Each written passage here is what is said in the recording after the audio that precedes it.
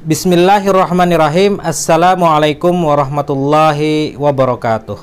Alhamdulillahirabbil alamin, wassalatu wassalamu ala asrafil anbiya'i wal mursalin sayyidina wa nabiyina Muhammad wa ala alihi wa sahbihi wa man tabi'ahum ila yaumil qiyamah, amma ba'du.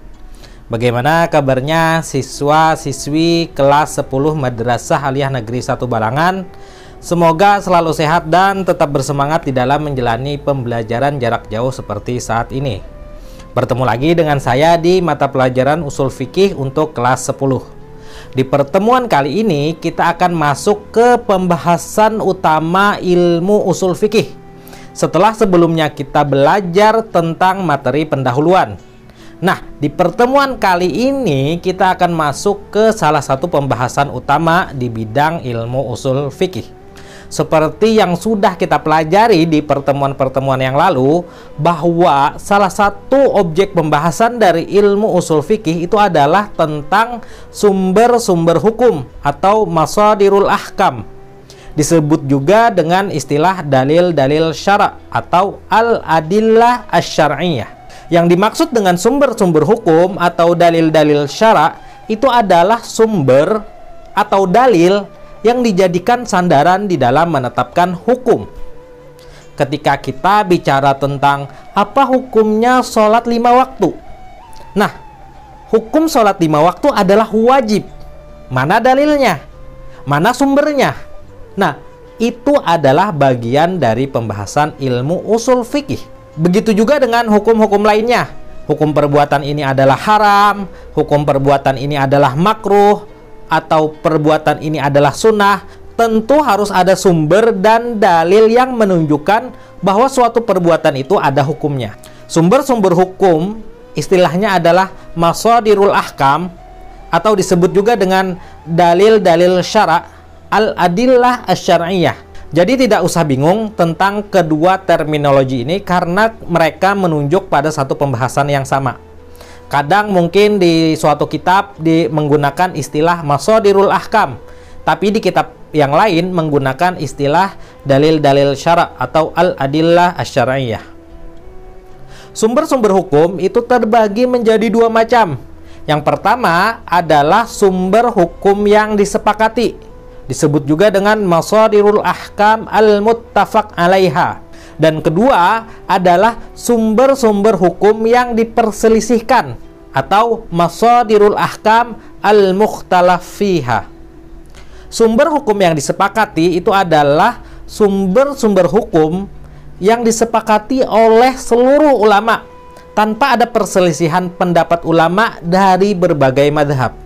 Ulama-ulama dari berbagai golongan menyepakati bahwa ini adalah sumber-sumber hukum yang patut dan bisa dipakai di dalam menetapkan hukum.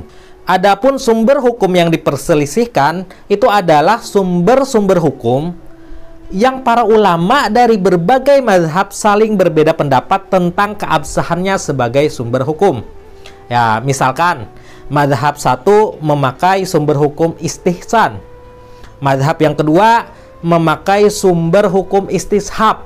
Mazhab ketiga memakai maslah mursalah dan lain sebagainya. Jadi para ulama itu berbeda pendapat. Ada yang mengakui salah satunya, ada yang tidak mengakui salah satunya. Kemudian sumber hukum yang disepakati itu ada 4. Yang pertama Al-Quran, yang kedua sunnah atau hadis, yang ketiga ijma', yang keempat adalah qiyas. Adapun sumber hukum yang diperselisihkan ada istihsan, kemudian ada istishab, ada maslah mursalah, ada uruf, ada syar'un man qablana, ada qaulus sahabi, ada sadduz zari'ah. Nah, di sini para ulama berbeda-beda pendapat. Misalkan mazhab Hanafi mengakui adanya istihsan, mazhab Syafi'i tidak mengakui adanya istihsan. Nah, begitu juga dengan lain-lainnya. Jadi saling berbeda pendapat. Itu yang tidak disepakati atau diperselisihkan. Kenapa pembahasan tentang sumber hukum ini sangat penting? Pembahasan sumber hukum ini sangat penting untuk dipelajari karena berkaitan langsung dengan proses pengambilan kesimpulan hukum, ya, istilahnya itu istinbatul ahkam. Sehingga Pembahasan ini pun menjadi salah satu pembahasan utama di bidang ilmu usul fikih. Kerja ilmu usul fikih itu kan menelurkan hukum atau menghasilkan suatu pendapat hukum. Tentu, pendapat hukum itu harus berdasarkan sumber atau dalilnya. Ya, sering kita mendengar ya, apa hukum perbuatan ini? Hukumnya adalah sunnah atau hukumnya adalah mubah. Terus ada yang bertanya, mana dalilnya? Nah, ketika berbicara tentang dalil, itu adalah berbicara tentang sumber hukum atau masadirul ahkam, ya. Disebut juga dengan al-adillah asy-syar'iyyah. Maka dari itu, pembahasan tentang sumber-sumber hukum atau dalil-dalil syara' ini adalah pembahasan yang sangat penting, dan hampir di semua kitab ilmu usul fikih pasti ada pembahasan tentang sumber-sumber hukum atau dalil-dalil syara' ini. Ya, baik itu belajar di pesantren, belajar di kampus atau di kuliah atau di pendidikan manapun, jika sudah membahas ilmu usul fikih pasti akan bertemu dengan materi sumber-sumber hukum. Nah, ini yang akan kita pelajari dari pembahasan ini sampai seterusnya. Yang pertama akan kita pelajari itu adalah sumber-sumber hukum yang disepakati. Dari yang pertama, yaitu adalah Al-Quran.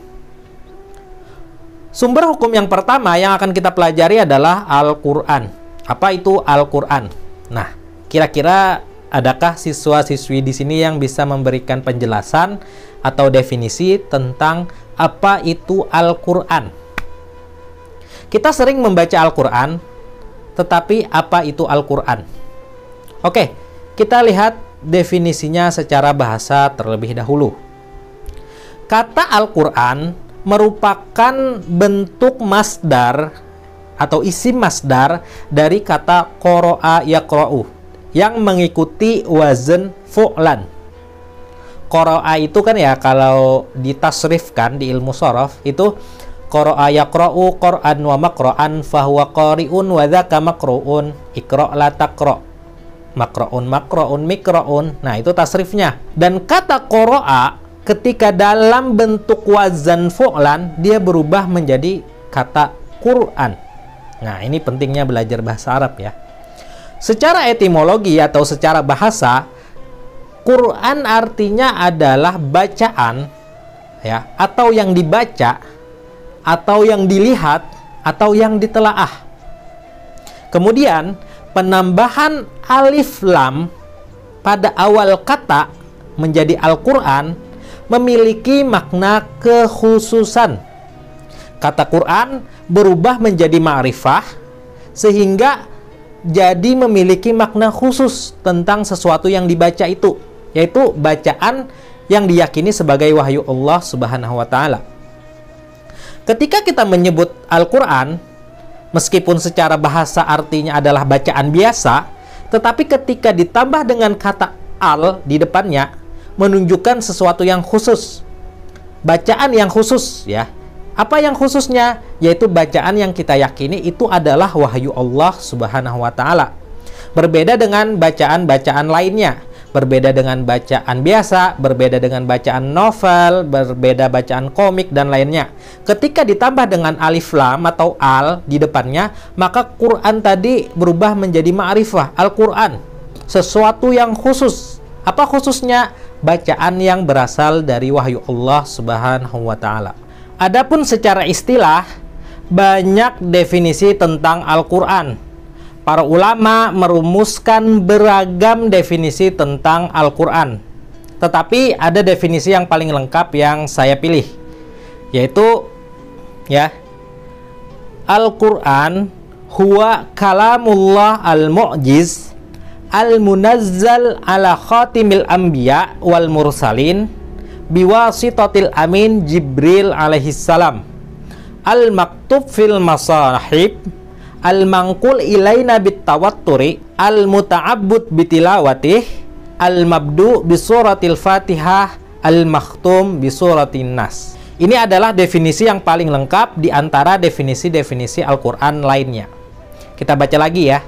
Al-Quran huwa kalamullah al-mu'jiz al-munazzal ala khatimil anbiya wal mursalin biwasitatil amin Jibril alaihissalam al-maktub fil masahib, al-mangkul ilaina bitawattur, al-muta'abbud bitilawatih, al-mabdu bisuratil Fatihah, al-makhtum bisuratin Nas.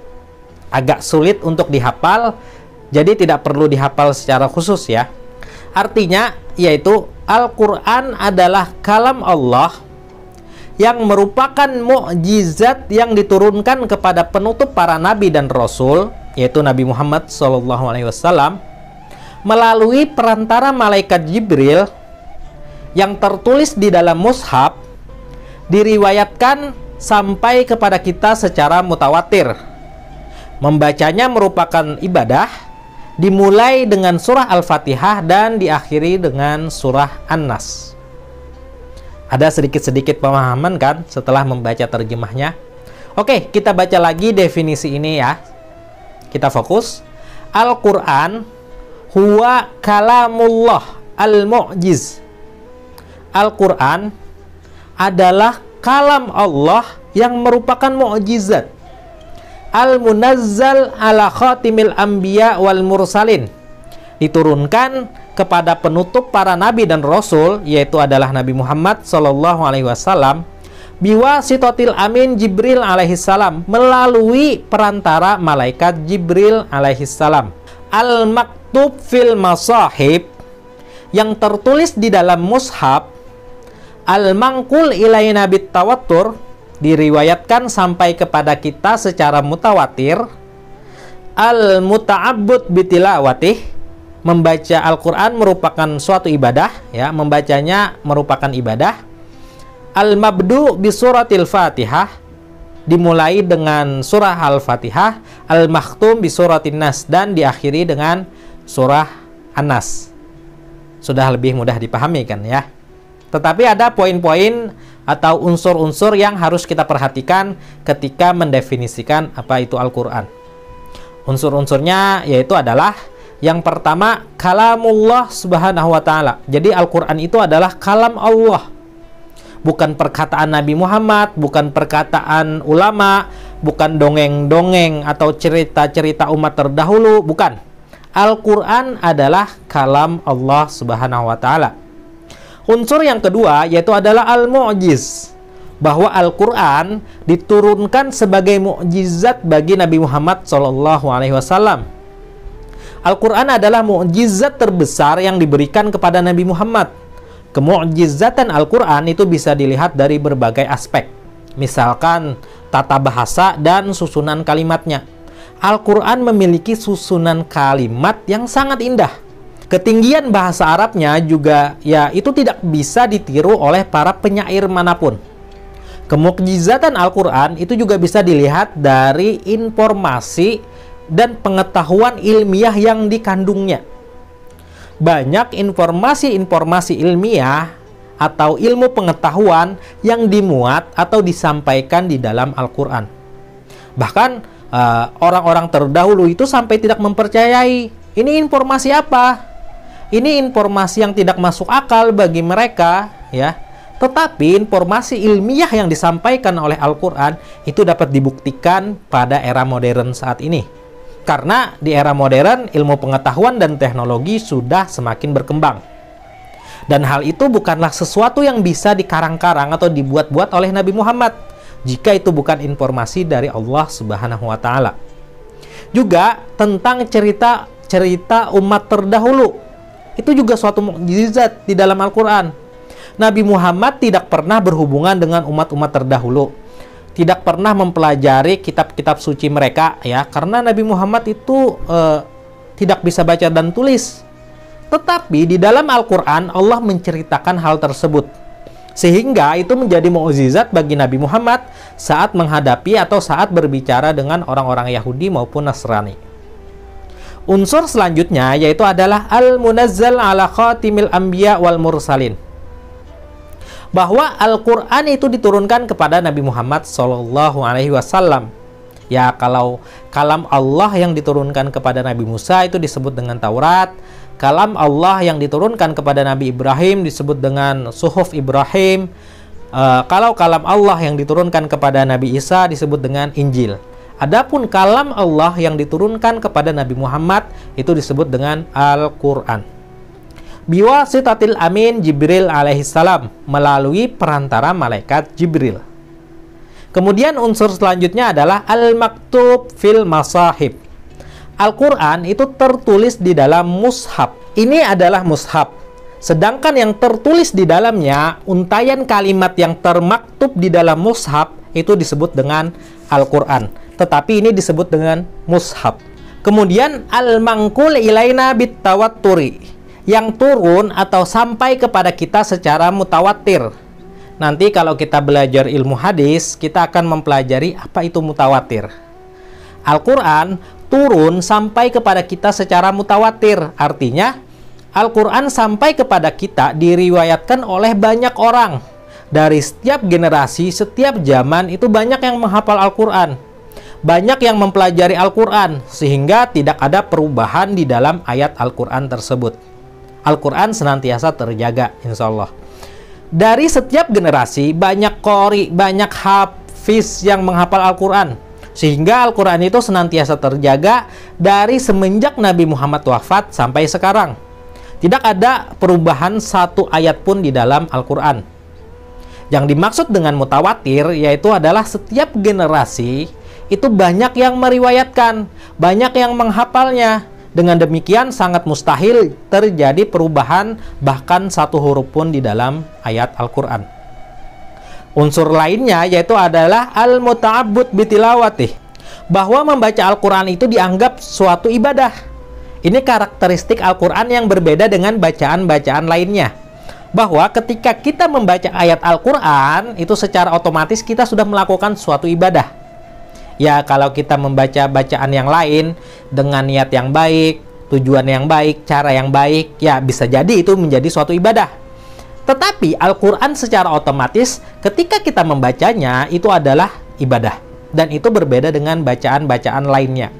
Unsur lainnya yang perlu kita ketahui adalah al-mabdu bi suratil Fatihah, al-makhtum bi suratin Nas.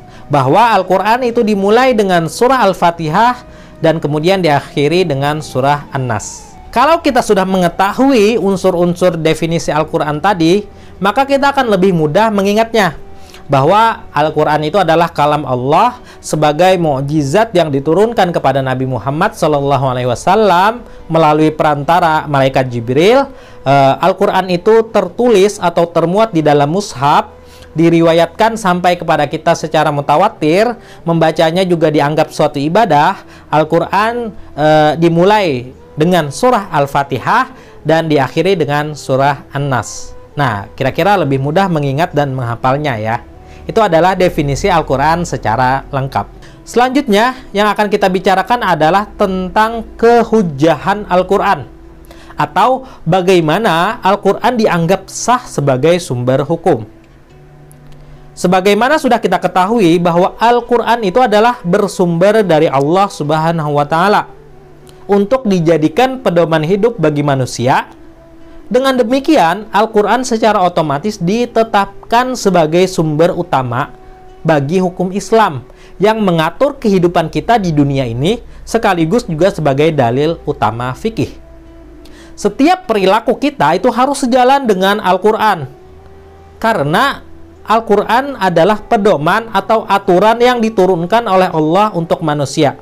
Bahkan, Al-Quran dikatakan sebagai sumber dari semua sumber hukum Islam. Istilahnya adalah masdarul masadir. Al-Quran adalah sumber dari semua sumber hukum Islam yang nanti akan kita pelajari satu persatu.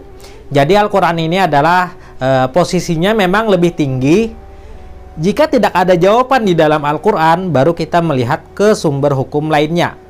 Karena kedudukan Al-Quran itu adalah sebagai sumber utama dan pertama bagi penetapan hukum Islam. Maka apabila seorang mujtahid atau seorang ulama ingin menemukan suatu hukum untuk suatu peristiwa atau suatu kasus, tindakan yang pertama harus dilakukan adalah mencari penyelesaiannya di dalam Al-Quran. Dan selama hukumnya dapat diselesaikan dengan Al-Quran, maka ia tidak boleh mencari jawaban lain di luar Al-Quran. Ketika ada suatu masalah, ada suatu kasus yang terbaru karena zaman selalu berubah, maka kita harus lihat dulu, ada nggak yang mirip-mirip atau ada nggak jawaban dari Al-Quran tentang kasus atau peristiwa yang kita alami. Kalau ada jawaban di Al-Quran, ya sudah, kita fokus dengan jawaban yang ada di Al-Quran. Jika tidak jelas atau masih rancu atau masih meragukan, nah, baru kita lihat ke sumber-sumber hukum lainnya. Untuk memperkuat pemahaman kita tentang kehujjahan Al-Quran atau keabsahan Al-Quran sebagai sumber hukum Islam, kita lihat beberapa ayat Al-Quran maupun hadis Nabi Muhammad yang membicarakan atau menegaskan tentang hal itu. Yang pertama adalah Quran Surah Al-Maidah ayat ke-48. A'udzubillahi minasyaitonirrajim. Wa anzalna ilaikal kitaba bil haqqi musaddiqal lima baina yadayhi minal kitab wa muhaiminan alaih fahkum bainahum bima anzalallah wa la tattabi' ahwa'ahum amma ja'aka minal haqq. Artinya adalah, dan kami telah turunkan kepadamu Al-Quran dengan membawa kebenaran, membenarkan apa yang sebelumnya, yaitu kitab-kitab yang telah diturunkan sebelum Al-Quran, dan sebagai batu ujian terhadap kitab-kitab yang lain tersebut. Maka putuskanlah perkara mereka menurut apa yang Allah turunkan, dan janganlah kamu mengikuti hawa nafsu mereka dengan meninggalkan kebenaran yang telah datang kepadamu. Allah menyebutkan bahwa Al-Quran diturunkan kepada Nabi Muhammad dengan membawa kebenaran, sekaligus membenarkan kitab-kitab suci yang sudah turun sebelum Al-Quran, sekaligus sebagai batu ujian terhadap kitab-kitab yang lain tersebut. Karena kitab-kitab yang turun sebelum Al-Quran itu sudah banyak dirubah oleh umat-umat terdahulu. Maka putuskanlah perkara mereka menurut apa yang Allah turunkan. Allah menegaskan kepada Nabi Muhammad untuk memakai hukum yang ada di dalam Al-Quran untuk menghukumi peristiwa yang terjadi pada saat itu. Selanjutnya kita lihat Quran Surah An-Nisa ayat 105. A'udzubillahi minasyaitonirrajim. Inna anzalna ilaikal kitaba bil haqqi litahkuma bainan nasi bima araqallah wa la takun lil khainina khosima. Artinya, sesungguhnya kami telah menurunkan kitab kepadamu dengan membawa kebenaran, supaya kamu mengadili di antara manusia dengan apa yang telah Allah wahyukan kepadamu. Dan janganlah kamu menjadi penantang orang yang tidak bersalah karena membela orang-orang yang khianat. Di ayat ini Allah dengan jelas memerintahkan atau mengatakan bahwa Dia sudah turunkan kepada Nabi Muhammad kitab suci Al-Quran yang membawa kebenaran, agar manusia menjadikannya sebagai hukum untuk mengadili apa yang terjadi di masyarakat. Selanjutnya kita lihat hadis An Amr ibn Aufin qala Rasulullah sallallahu alaihi wasallam, taraktu fikum amraini lan tadillu in tamassaktum bihima, kitabullah wa sunnatun nabiyih. Dari Amr bin Auf, ia berkata, telah bersabda Rasulullah sallallahu alaihi wasallam, aku tinggalkan dua perkara yang kalian semua tidak akan tersesat selagi kalian berpegang teguh kepada keduanya, yaitu kitabullah dan sunnah Nabi Muhammad sallallahu alaihi wasallam. Jadi artinya bahwa Rasulullah mengatakan kepada para sahabat, ini loh, jika kamu berpegang kepada dua pedoman ini, yaitu kitabullah Al-Quran dan sunnah nabinya atau hadis, maka kalian tidak akan tersesat. Maksudnya bahwa kedua hal ini dapat menjadi pedoman hukum bagi kehidupan kita di dunia. Sampai di sini dulu pembahasan kita tentang definisi dan keabsahan atau kehujjahan Al-Quran sebagai sumber hukum. Insya Allah di pertemuan yang akan datang akan kita lanjutkan tentang kandungan hukum apa yang terdapat di dalam Al-Quran, serta bagaimana karakteristik hukum yang terdapat di dalam Al-Quran. Demikian kita akhiri pertemuan kita hari ini. Wabillahi taufiq wal hidayah waridha wal inayah ilal liqa ma'assalamah. Tetap semangat dan selalu jaga kesehatan. Assalamualaikum warahmatullahi wabarakatuh.